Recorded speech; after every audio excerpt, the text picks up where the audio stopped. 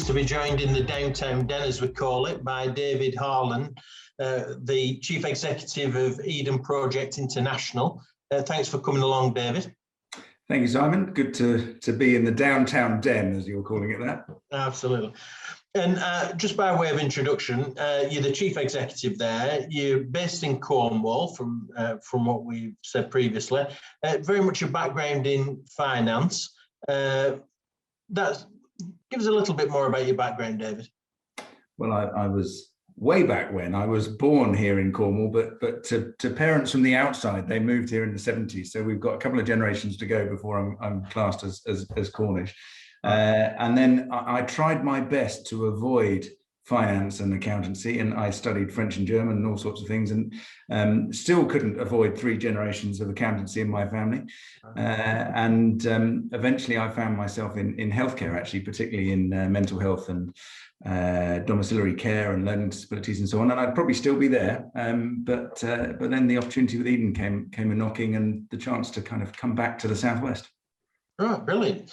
We're going to talk about, just to give a quick run through, we're going to talk about the Eden Project Cornwall, and then expand that out and talk about Eden Project North, which is a real interest to our members in the Northwest region. Then we'll talk just environment more generally, and then finish on Eden International and some of the interesting projects that you've got going there. And for those that aren't familiar with Eden Cornwall, I visited it many years ago, and I really enjoyed it. You know, a great experience. But just give us a flavour of what it's like, why it was established, how it came about, if you don't mind. Yeah, so we're located in St Austell, mid Cornwall, and look, the history of Cornwall is one which is rich in mining. So there's lead, copper, tin, and then China clay. So when I was growing up here in the 80s, the China clay industry was at its, probably just gone past its peak, actually. So it was starting to slow down as other places found the ability to use it. And what happens with mining is very well known, isn't it? It's the sort of the boom and the bust that we all read about in the movies.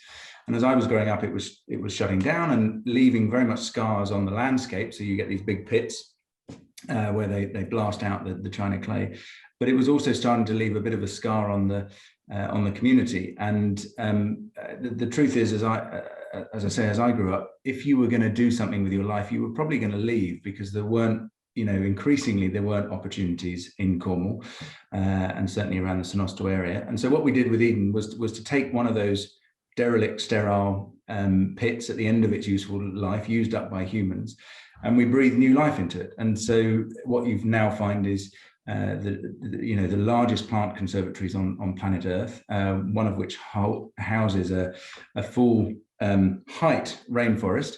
The other is the Mediterranean zone, and then a series of sort of gardens outside.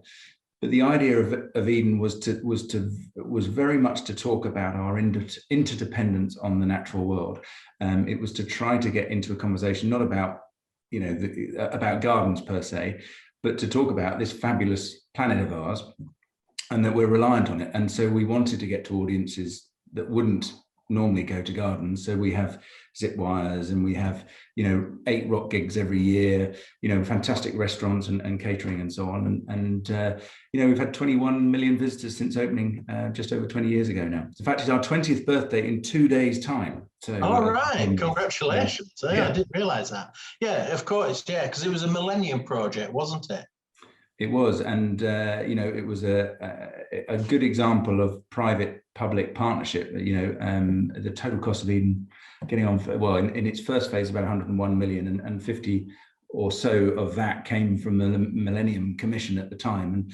And but I think pound for pound now, 2 billion back into the local economy. Very much focused on creating local supply chains to drive jobs, to drive those benefits. And I think if one steps back from Eden for a minute, and I don't claim all of this success for Eden, it was part of a sort of regenerative exercise, but it's been a catalyst. It pulls off quite an unusual trick of social, economic and environmental change, and that hasn't happened by chance. It's because we've invested into those ways in a way that you would expect a social enterprise to do. Yeah, highly successful regeneration project, though. There's no underestimating that, is there? No, it's I guess it's why, and we'll talk later, won't we, a little bit about this, that it's why you know, we get approached from all over the world, because it does take something that was, I think there's something in us humans that we love the idea that we can take something that was broken and that we can sort of fix it, don't we? And that was the original idea that Tim Smith, our founder, had, was that if you could take something that was apparently hopeless and you could breathe new life into it, well, then you could show that it was possible to take action. It was possible to change the way that what the normal was, if you like.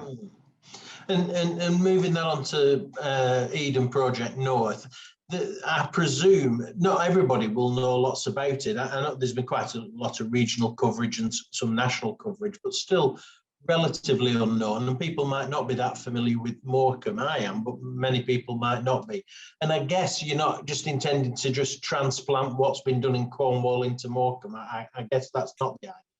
Definitely not. No, we'd get into an arms race of who could have the biggest biomes, and you know, which is not one that we need to do. No, the idea of our development projects was that none of them were copies; that they each told a story of our interdependence on the natural world in a different way. And we were approached, we were 3 or 4 years ago now, actually by Lancaster University, who said to us, "Look, we really think you ought to do an Eden project in the northwest." And we said, "Really? Should we? So why?" And they said, "Well, we'll come down and we'll try and explain it to you." And they did, and they were thoroughly nice people, and they were very convincing. And so Tim and I found ourselves going up to Lancashire and looking around at various sites. And what we found was they'd had incredible success in Lancaster, but Morecambe, just down the road, was it's fair to say had you know, some issues going on. And you'll know the history, Simon, of Morecambe. It has this wonderful strapline, which is that beauty surrounds and health abounds. So you stand out on the edge there with Morecambe behind you. And if you look out, you've got Morecambe Bay, which is this just wonderful resource. And and even better, the Lake District in the background on a clear day. And yet the town behind us, it would be fair to say, had suffered in the way of many British seaside towns, in that, you know, back in the day, it was a place that you went to have that beauty and that health experience. You went to see the exotic at the end of the pier, didn't you? And so on. And then, you know, cheap air travel, 50s, 60s and 70s killed that off. And the story of the British seaside resort is well known, isn't it? Happened in a lot of places. And I think Morecambe has been an example of that. So what you now discover is a town that really wants to go places, but it feels that, you know, that it's a little bit stuck. And so we put this picture here, if you're watching in colour, and we came up with an idea that you could create another catalyst in the northwest that could drive hope and aspiration. It could use the backdrop of the bay, and happily for us, the good people of Morecambe and Lancashire have rather adopted it as something that they really want, and so we're trying to drive that forward at the moment. And there is big support for it, isn't there? Usually with any regeneration project, from my experience, you know, you might get 60, 50, you might get only 30% support, but generally you get 50, 60, perhaps 70 if you're lucky, 70% support. But this is phenomenally high, isn't it? It's very widely supported, and I'm touching wood that it stays that way. I think partly because of our background in Cornwall. You know, we're an educational charity, we're a social enterprise. We try to do things in the right way. And from very early on, my team were there on the ground in Morecambe and surrounding areas, talking to people, saying, "What is it that you want? How can we best play? You know, all of these different ingredients." And it has to be of its place. It has to feel that it has arisen out of Lancashire and out of the north of England. And so we've sort of melded together a story that people have got behind. And so, yes, it ticks all the regeneration boxes. I have to say, one of my happiest moments of recent was a wonderful group called Northwest Youth for Eden. I'll get it the right way around, nwfe.com, I think is their website, which was a group of youngsters who off their own bat decided to basically to create a video about what was special about Morecambe and why they wanted Eden to come. And it's all about aspiration. It's all about, how, collecting around a particular thing and how we can work together. And it gives you shivers down your back seeing that sort of thing. Yeah, great. And as will quickly become apparent, my knowledge of climate change and environmental issues isn't as strong as it should be. It's going to be a bit different from Eden, Cornwall. It's going to have a bigger emphasis on marine life and things like that. Yes. So we've got Morecambe Bay, the fastest tidal bore in Europe. There's a lot of it's a Ramsar site, so of particular scientific interest, as well as various SSSIs and so on. An incredibly sensitive place. And what's happening in the bay all the time is they talk about the water, the tides coming in and out at the speed of a galloping horse. And the first time you're up there, you think, well, where's the water? You can see a little bit of it, and then suddenly you'll look away, and not quite you'll look away, but you'll look again in half an hour, and the water's there. It literally has rushed in, and we're probably aware of the tragedies that there's been there.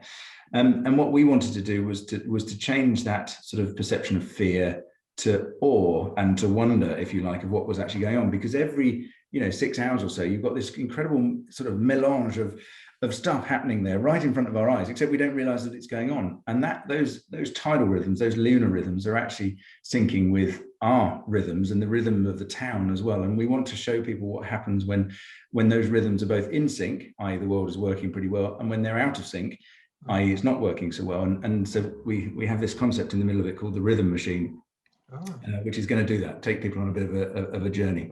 That's interesting. And tying it in with what's already there, I'm just thinking from my recollection from visiting Morecambe, the Midland Hotel is absolutely beautiful, Art Deco hotel, isn't it? Winter gardens across the road as well. The bay itself, there's real opportunity to mesh all that together, isn't there? Well, and not forgetting the statue of Eric Morecambe as well in that one. Yeah, so we'll be a quadrangle, exactly as you say. Midland, beautiful restoration that they've done. Our nearest neighbours, ditto the Winter Garden, and I think what's lovely is that it's almost like this site has been waiting for something to sort of go onto it as part of a sort of series of development. And we feel that this will really enhance that area, and people seem to agree in Morecambe, as you said, because we've had overwhelming public support for it. That's right. And let's, that was one question I just wanted to ask. We're going to talk about some other international projects shortly, but did you have many other projects sort of identified when Lancaster initially came to you? Were you looking at other projects anyway? We had gently started at that time, yes. So we decided a couple of years before that we were going to, we were being approached all the time. And I think Eden's story is an interesting one, which is that in 2001, when we opened, nobody had done a project quite like this before. And the original business plan said, look, 500,000 visitors are going to turn up. Maybe 650,000 top case. Well, year one, 1.8 million turned up. So there was a degree of getting the infrastructure in Eden, Cornwall up to scratch, to cope with those volumes. And then over the course of the next decade, various improvements were made. So when it got to 2012, 2013 kind of time, that was the time that we started to think, well, how could we approach the next step of our evolution, if you like.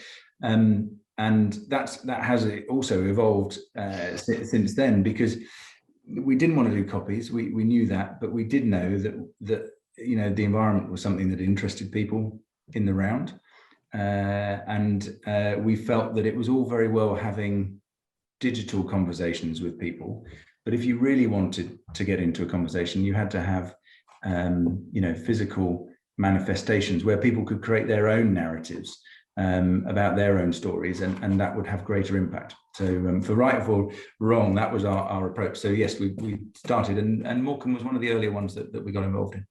Excellent. I'm pleased with it. Let's talk money. It's very much got the support of David Morris, Member of Parliament for Morecambe and Loonsdale, and he's quite famous actually for lobbying for his own area, quite rightly, and he's had a lot of success, and he continues to lobby government for this. But we need some injection from central government to make this work. We certainly do, and you know, tremendous credit to David for his tenacity as a local constituency MP. So he's certainly got this one the bit between his teeth, and doing everything that you would hope that the local MP would to drive it forward. We've been very clear from the start. This was always going to be a sort of public-private, maybe a bit of philanthropy, you know, in terms of its funding, a public-private partnership. Because this is going to drive real public benefit and some private sector benefit as well. And so we've been asking the government for 70 million pounds of the 125 million pounds total cost. And the truth is, we've had really good dialogue. Pandemic a little bit got in the way in one sense, and I think that the most recent budget that we had was very much about the immediacy of the crisis, you know, protecting people's incomes, rightly so, and a few announcements that were in the national interest, weren't there? So Treasury going to Darlington, Freeports, the bank, and so on. But I think now where we're going is saying, okay, if that is let's hope that is all that we need in terms of support in terms of the immediacy, but how are we going to genuinely build back better, to take the slogan? How are we going to create the communities that we want? How are we going to now drive forward the green recovery? And we think that this is a really good exemplar project as to you know, how we might do that.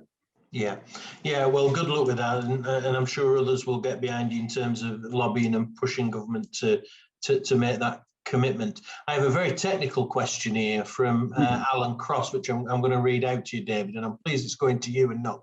Oh, he's going to come on screen and do it, actually. So Patrick will. It's. I won't steal his thunder, but if we just bring him on screen, he'll be able to ask the question directly. He's just coming through now. He's not surprisingly on mute, so I'm sure if we'll be able to set that off. Oh, there we go. Yeah, great stuff. Thanks for joining us, Alan. Thanks for having me, Simon. Thanks, David. So Alan Cross, I'm the European Space Agency's Business Applications Ambassador here in the Northwest.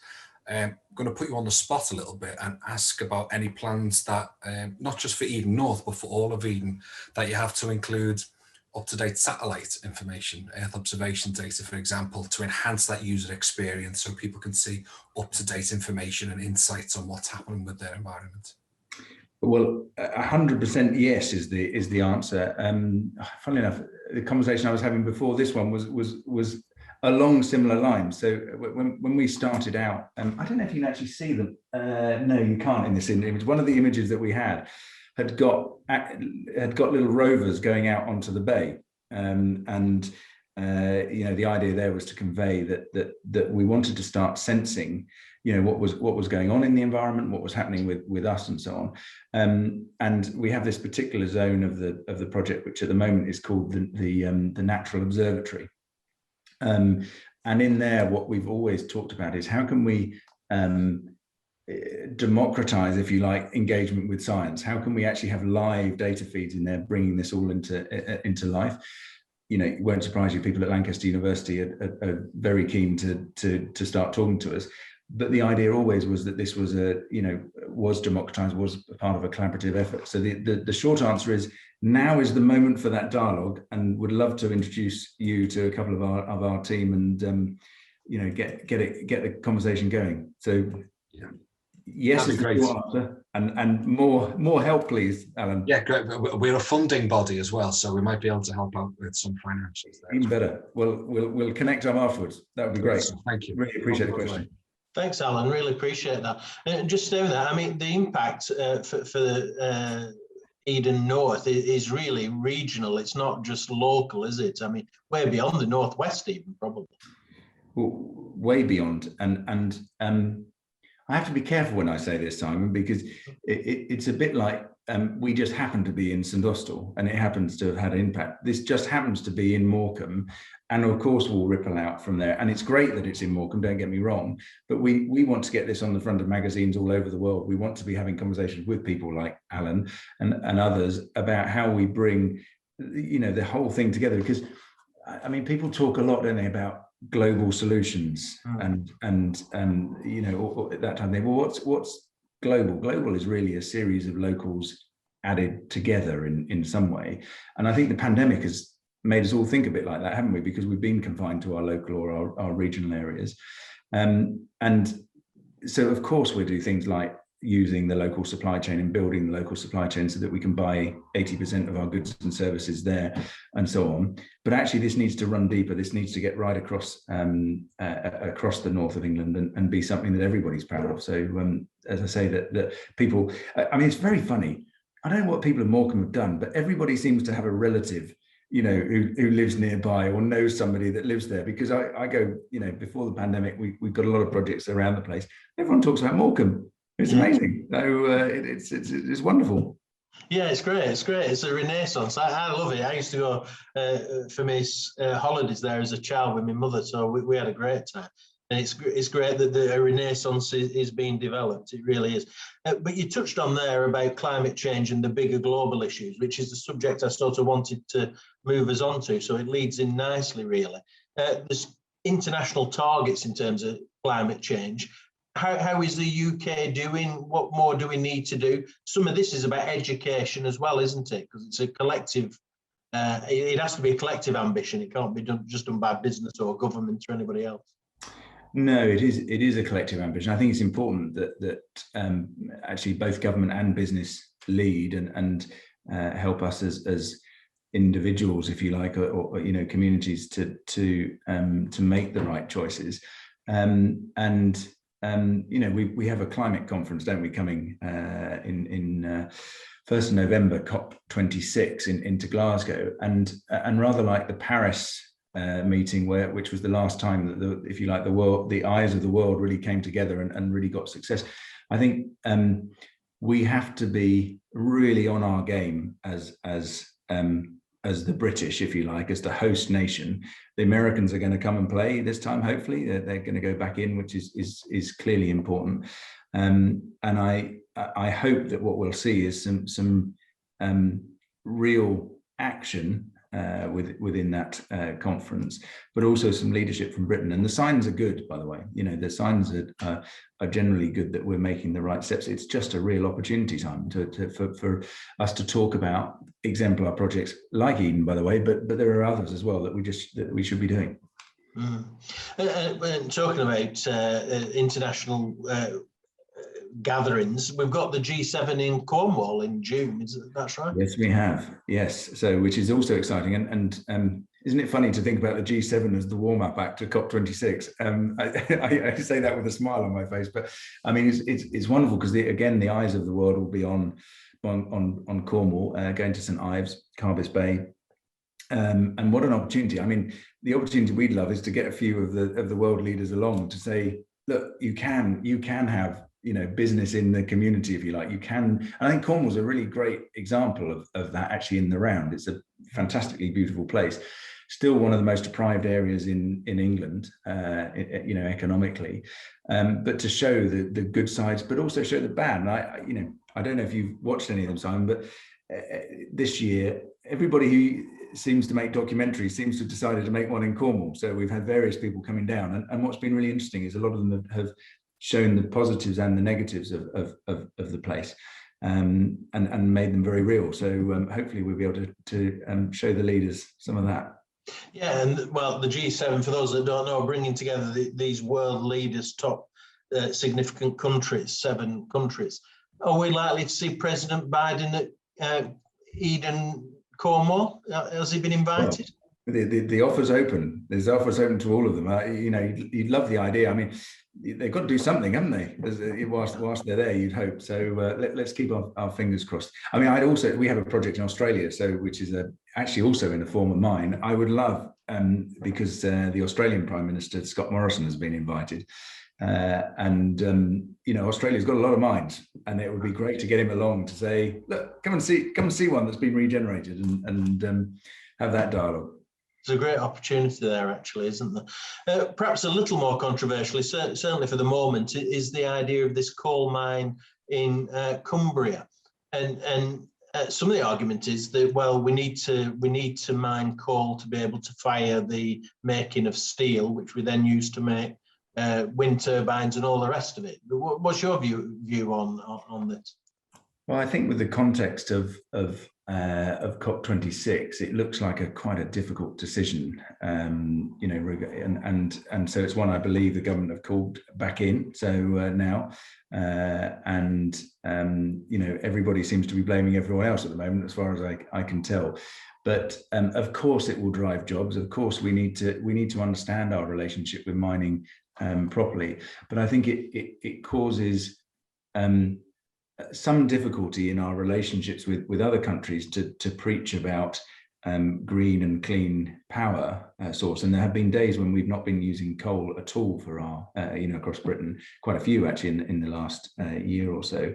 To then have this mine, to get planning, and I think it's going to be very interesting to see what now happens, because you have to balance out the societal impact and the environmental impact, and see where we get to. But we also need to remember that we do need some of the elements that mining does bring. So within our lives, I mean, simply just to use these things, you know, and so on, which is not coal, by the way, of course, but other elements. Yeah, fair comment. And before we go, we're going to talk about some of the international projects, and those that are watching have now got a chance to raise any questions before we wind up. But tell us about some of the other international projects that Eden's concentrating on, David. What's your favourite? Obviously, after Morecambe. After Morecambe, of course. So well, we're working. Actually, we have I think now 23 different locations that we're looking at. But the big five would be Morecambe first. The second one, and I'm not just saying that, by the way, it's really true. The second one is in the city of Qingdao in China. So one of those small Chinese cities of 8.3 million people that probably none of us had really heard of before the project. And there, it's again a project about water. It's the sort of coastal city there. So water abundance, water scarcity, power of water, and quality of water as well. And that's actually got shovels in the ground now. We then have a project in Australia, as I mentioned. We've been heavily involved in what was Dubai Expo 2020, is now Dubai Expo 2021, and the creation of one of the main pavilions there, which is called Terra, T-E-R-R-A Pavilion, which is a sort of story through through what we're doing to the planet, but also what we could do next, which is an exciting journey to take visitors on. And pre-pandemic, they were expecting 10 million people to go through this in the 6 months of Expo. So it'll be, I hope, you know, let's hope we're at a stage where that might still happen at the end of this year. And then sort of completely changing tack is that the other project that we're working on is in Costa Rica, which is not about creating biomes or anything like that. There, we're taking some dry tropical forest that was degraded and you know had been really farmed almost out of existence 30 years ago. And a Danish philanthropist, entrepreneur, basically took those farms. He bought 43 farms, added them all together, put the necessary fire breaks and so on in there, and said, look, I'm going to let the birds and nature just do its stuff and come back. And 20 years later, 25 years later, you've got this fabulous dry tropical forest there. And our aim is now, he sadly died 5 years ago, our aim is now to drive that project forward so that we can demonstrate not fortress conservation, but we can demonstrate how you might get a healthy landscape with healthy people upon it, and really create supply chains within there with our Costa Rican friends. So that's just a small selection. So I'm not going to say which is favorite, I'll be in trouble. Right. Okay. But they are quite different. What is the big ambition for Eden? It seems to translate well internationally, doesn't it, as a concept? What is the big ambition? More projects or what? What an interesting question, Simon. I mean, we don't do projects for project's sake. We like to go to places that are a little bit more difficult. It's why we're not in London or New York or Paris. And I love the idea of Del Boy's van, our equivalent being St Austell, Morecambe, you know, Qingdao, whatever else you want to put on there, in Nicoya Peninsula. So our aim ultimately is about, you know, saying to people, look, we are dependent on this natural world, and we have the chance to shape our own future. The planet is going to be all right whether we're on it or not. Frankly, if we get this wrong at this point, we deserve to fry at one level. But let's hope we don't. And I think we now have the chance to take action to make sure that we don't end up in that, and that we do protect this planet that we've been. We have to be good stewards, I guess, is what we're saying. And I think we've felt that we need to get into dialogue across a number of different geographies to have a sort of sisterhood of projects together that can tell those stories, that can help people to shape their own narrative in their own places, and to show actually that the future really does remain ours to make.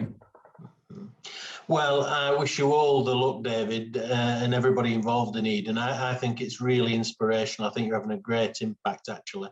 So let me thank you for joining us at Downtown.